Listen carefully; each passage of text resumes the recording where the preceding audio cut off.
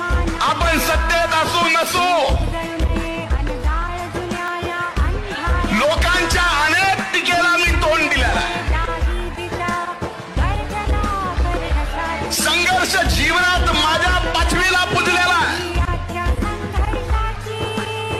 ज्या वेळेस माझ्यावर संकट आलं, त्या संकटामध्ये ज्या वेळेस माझे हात पाय गळत होते, त्या वेळेस मला प्राण म्हणून माझ्या जीवात जीव जर कुणामुळे येत होता, तर फक्त समोरच्या या मायबाप जनतेच्या कडे पाहिल्यानंतर या ठिकाणी येत होता. जीवनात माझ्या अनेक संकट आली. संकट कोविड आलं,